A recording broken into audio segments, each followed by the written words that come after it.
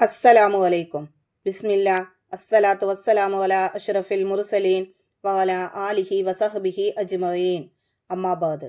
ഇന്ന് നമ്മൾ നോക്കാൻ പോകുന്നത് ക്ലാസ് 6 താരിഖുൽ ഇസ്ലാമിലെ ഒന്നാമത്തെ പാഠത്തിന്റെ തദ്രീബാത്താണ്. ഈ ഷോർട്സിൽ നമ്മൾ കുറച്ച് പ്രവർത്തനങ്ങളാണ് നോക്കുന്നത്. ഇതിലെ മുഴുവൻ പ്രവർത്തനങ്ങളും നിങ്ങൾക്ക് വീഡിയോയിൽ ലഭിക്കുന്നതാണ്. നോക്കൂ, തദ്രീബാത്തിലെ ഒന്നാമത്തെ പ്രവർത്തനം നസ്സിൽ ചേരുംപടി ചേർക്കാനുള്ളതാണ്. 1. മണ്ണ് കൊണ്ട് സൃഷ്ടിക്കപ്പെട്ടു. 2. ഭൂമിയിൽ തന്റെ ഖലീഫയെ നിശ്ചയിച്ചു. 3. തീ കൊണ്ട് സൃഷ്ടിക്കപ്പെട്ടു. 4. ആദം അലൈഹിസ്സലാമിനെ കിബിലയാക്കി സുജൂദ് ചെയ്തു. ഇപ്പുറത്ത് നോക്കൂ. എ. അല്ലാഹു തആല, ബി. ഇബ്ലീസ്, സി. മലക്കുകൾ, ഡി. ആദം അലൈഹിസ്സലാം. ഓരോന്നിനും ശരിയായിട്ടുള്ള ഓപ്ഷന്റെ ലെറ്ററാണ് നമ്മൾ ആ ബോക്സിൽ എഴുതേണ്ടത്.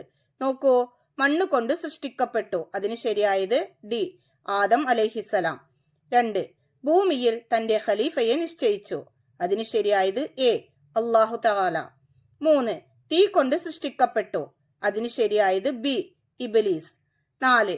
ആദം അലൈഹിസ്സലാമിനെ കിബിലയാക്കി സുജൂദ് ചെയ്തു, അതിന് ശരിയായത് സി. മലക്കുകൾ. ഇനി നോക്കൂ, തദ്രീബാത്തിലെ രണ്ടാമത്തെ പ്രവർത്തനം നുജീബു ബി കലിമത്തിൻ വാഹിദ, ഒറ്റ വാക്കിൽ ഉത്തരം എഴുതാനുള്ളതാണ്. 1. മനുഷ്യപിതാവ് ആര്? ഉത്തരം ആദം അലൈഹിസ്സലാം. 2. അല്ലാഹു തആല ശപിച്ചു, ആരെ? ഉത്തരം ഇബ്ലീസിനെ. 3. ആദം അലൈഹിസ്സലാമിന്റെ ഭാര്യയുടെ പേര്? ഉത്തരം ഹവ്വ ബീവി റളിയല്ലാഹു അൻഹ. 4. മനുഷ്യവർഗത്തിന്റെ നിത്യശത്രുവാണ് ആര്? ഉത്തരം ഇബ്ലീസ്.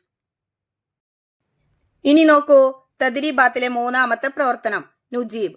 ഒന്നാമത്തെ ചോദ്യം, അല്ലാഹു തആല ആദം അലൈഹിസ്സലാമിനെ സൃഷ്ടിച്ചത് എങ്ങനെ? അതിന്റെ ഉത്തരം നോക്കൂ. ഭൂമിയുടെ വിവിധ സ്ഥലങ്ങളിൽ നിന്ന് മണ്ണ് ശേഖരിച്ച് അതുകൊണ്ട് മനുഷ്യരൂപമുണ്ടാക്കി.